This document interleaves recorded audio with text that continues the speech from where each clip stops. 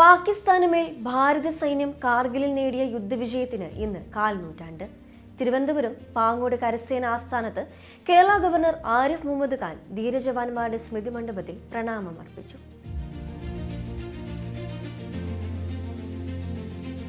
1999 July 26 Indian യുദ്ധചരിത്രത്തിൽ തങ്കലിപികളാൽ ആലേഖനം ചെയ്യപ്പെട്ട കാർഗിൽ വിജയ് ദിവസ്.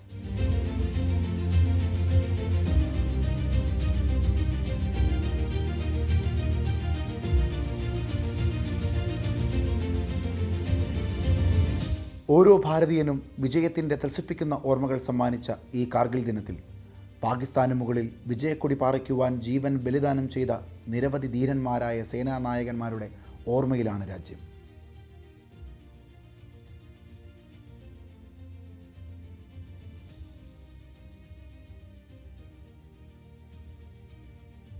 ആയിരത്തി 1999 മെയ് മാസത്തിൽ പാകിസ്ഥാൻ പട്ടാളക്കാർ ഇന്ത്യൻ അതിർത്തികളിലൂടെ നുഴഞ്ഞു കയറുന്നുവെന്ന വിവരം ഇന്ത്യൻ സൈന്യത്തിന് ലഭിക്കുന്നു.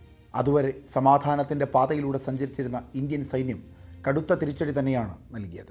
പിറന്ന മണ്ണ് അടർത്തിയെടുക്കുവാൻ വന്ന പാകിസ്ഥാൻ പട്ടാളസേനയ്ക്ക് ഇന്ത്യൻ ജനതയുടെ വിശ്വാസത്തെ സംരക്ഷിച്ചുകൊണ്ട് ധീരജവാന്മാർ മറുപടി നൽകി കാർഗിൽ സംരക്ഷിച്ചു.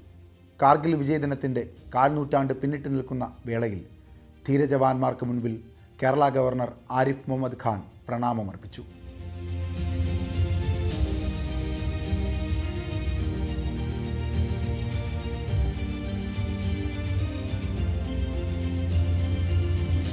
ഇന്ത്യൻ ജനതയ്ക്ക് ഒരിക്കലും മറക്കാൻ കഴിയാത്ത ദിവസം കാർഗിൽ ദിവസ്. 1999 ജൂലൈ 26 ഈ രാജ്യത്തെയും ഇവിടുത്തെ ജനങ്ങളെയും സംരക്ഷിക്കുവാൻ ജീവൻ ബലിദാനം നൽകിയ ധീരജവാന്മാരുടെ ഓർമ്മദിനം. ക്യാമറാമാൻ ചന്ദ്രൻ ആരനാടിനൊപ്പം അനന്തപത്മനാഭൻ, M5 ന്യൂസ്, തിരുവനന്തപുരം.